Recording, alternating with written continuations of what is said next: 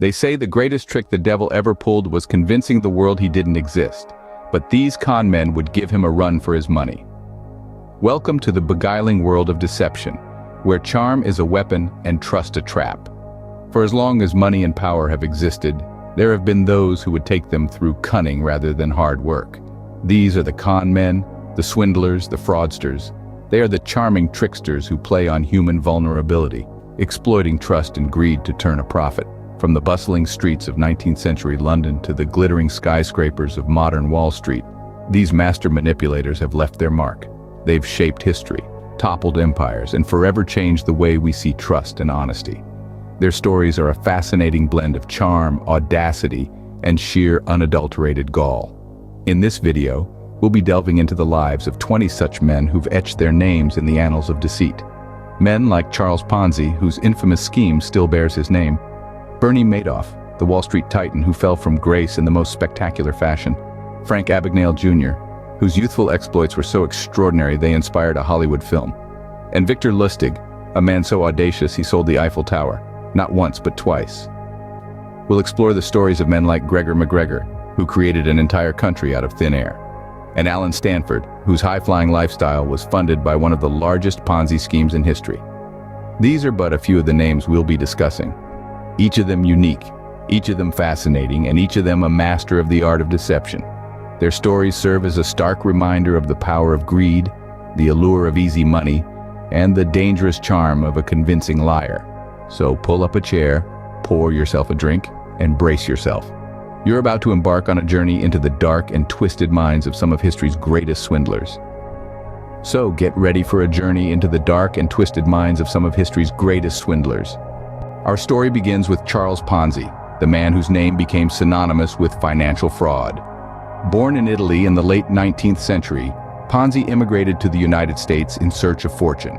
He found it not in the traditional American dream, but in a scheme that promised astronomical returns on investment.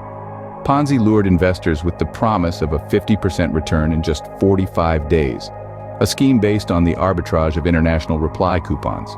The reality, however, was far from this. Ponzi was simply using the money from new investors to pay off the old ones. The profits were non-existent, and the scheme was unsustainable.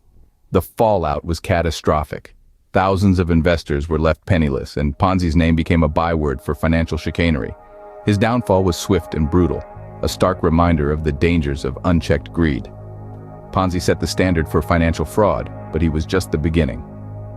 From Ponzi, we move on to Bernie Madoff, Frank Abagnale Jr., Victor Lustig, and Gregor McGregor. Bernie Madoff, a name that still sends chills down Wall Street's spine. He was the mastermind behind the largest Ponzi scheme in history, defrauding thousands of investors out of billions of dollars. His scam spanned decades until it all came crashing down in 2008, leaving a trail of financial devastation. Then there's Frank Abagnale Jr., the charming chameleon. Before he was even 21 years old, he had assumed at least 8 separate identities, including an airline pilot and a physician. His exploits were so extraordinary that they inspired the movie Catch Me If You Can. Next, we delve into the intriguing tale of Victor Lustig, a man who sold the Eiffel Tower. Yes, you heard that right. Using his incredible charm and a forged government document, Lustig convinced a scrap metal dealer that the famous tower was being sold for scrap, and swindled him out of a small fortune. And let's not forget Gregor McGregor, the man who created an entire country. McGregor lured investors with tales of a rich and fertile land called Pouilly, promising them land and riches in return for their investment. The only problem? Pouilly was a figment of his imagination. Each of these men had a unique modus operandi, yet they all shared one thing in common: the audacity to deceive and manipulate for their own gain. Their scams not only impacted their victims, but also left a lasting mark on society, shaping laws and regulations to prevent future frauds. They exploited trust, manipulated systems, and left a wake of devastation in their paths. Their tales are a stark reminder of the allure and danger of deception, and the devastating consequences it can have. They took Ponzi's idea of a get-rich-quick scheme and twisted it into their own unique brand of fraud, leaving a legacy that continues to fascinate and horrify us to this day. These men took Ponzi's template and twisted it into their own unique brand of fraud. As we move into the modern era, the scams become more complex and the stakes higher. Let's start off with Alan Stanford, a man whose name became synonymous with one of the largest Ponzi schemes in history. His investment company promised whopping returns, but in reality, it was a house of cards waiting to collapse. Stanford's audacity was such that he even bought a Caribbean island to lend credibility to his operation. His downfall came in 2009, when he was convicted for fraud worth $7 billion. Now let's shift our focus to the Enron Corporation, a name that has become a byword for corporate fraud and corruption. Enron, once the seventh largest company in the U.S., crumbled under the weight of its own deceit. The company used accounting loopholes and special-purpose entities to hide debt and inflate profits. When the bubble burst, investors lost billions, and the repercussions were felt across the global economy. Next in line is Dennis Levine, an investment banker who used insider information to amass millions. Levine's strategy was simple. He bought stocks of companies that were about to be taken over and sold them post-acquisition for a tidy profit. Levine's downfall was his own greed. When his trades attracted the attention of the SEC, his empire of deceit crumbled. Last, but certainly not least, is Charles Keating. Keating's name is associated with the savings and loan scandal of the 80s. He used his Lincoln Savings and Loan Association as a personal piggy bank, duping investors and leading to the ruin of many. The scandal cost taxpayers billions and led to a major reform in banking regulations. These modern masters of deception took conning to a whole new level. The new millennium brought with it a new breed of con men. As the world turned into the age of technology and digitalization, so did the realm of deceit and trickery. The con artists of the new age had a different playground, a different set of tools, and a more global audience. Nicholas Leeson, a young trader from Britain, became infamous in the mid-90s. He single-handedly brought down the Barings Bank, which had been standing strong for over 2 centuries.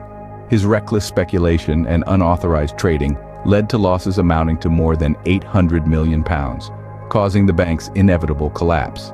Then there's William "Billy" McFarlane, a master manipulator of the music industry.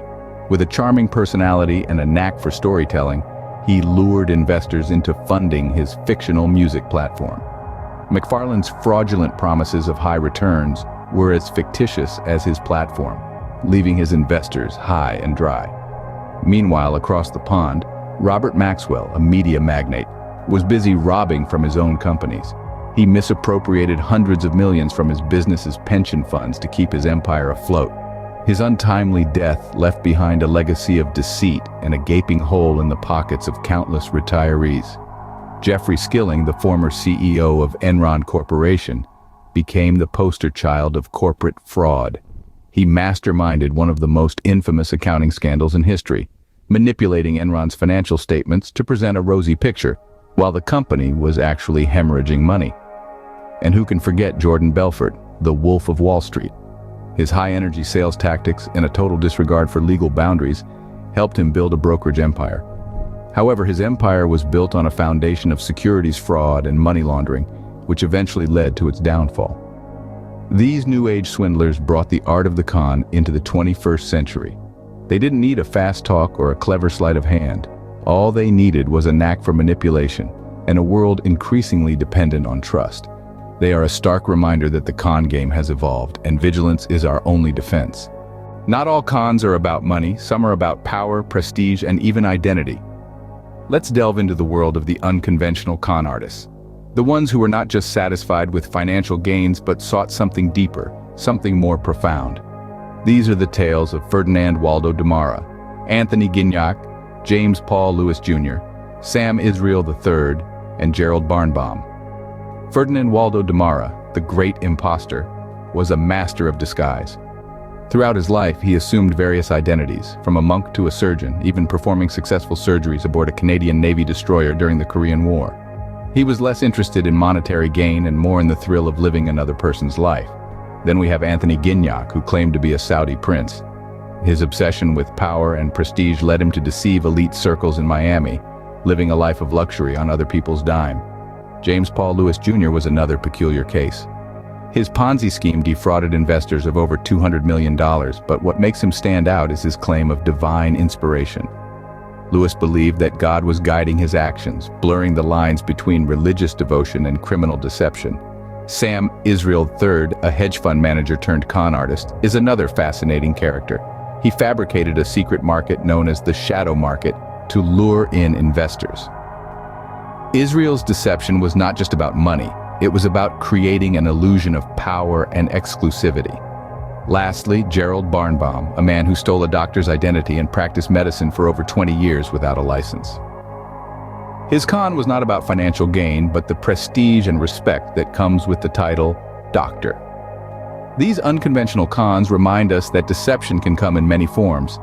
They show us that the allure of power, prestige, and even identity can be as irresistible as money, if not more. So tread carefully, for the world is full of wolves in sheep's clothing. Last but not least, we have Anna Sorokin, a woman who proved that conning isn't just a man's game.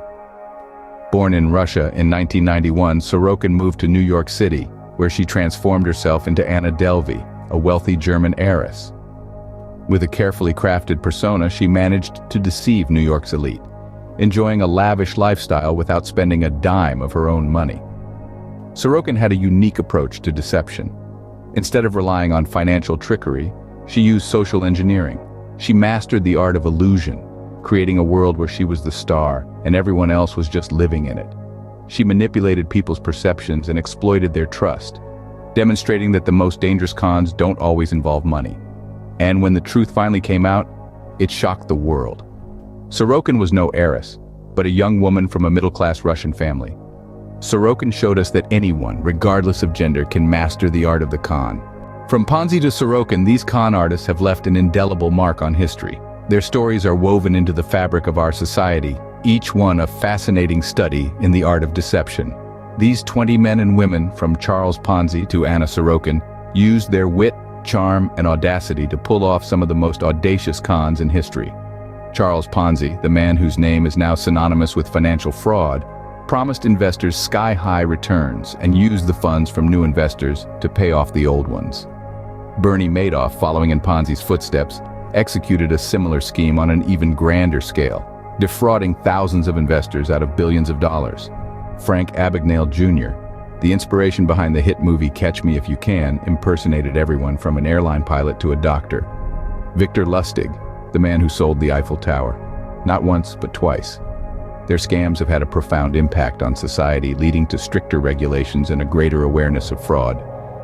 They've shown us that anyone can fall victim to a well-executed scam, and that we must always be vigilant. These con artists, despite their criminal activities, have also shown us the power of persuasion and the importance of trust. They've demonstrated how easily trust can be exploited and how crucial it is to protect it. They've shown us the lengths to which people will go to achieve their goals, regardless of the cost to others. But perhaps the most crucial lesson we can learn from these con artists is the importance of integrity. While they may have enjoyed short-term success, their scams ultimately led to their downfall. They paid a steep price for their deception, serving as a stark reminder of the consequences of dishonesty. These tales of deception serve as a stark reminder that not everything is as it seems, and that sometimes the greatest danger comes not from what we know but from what we don't.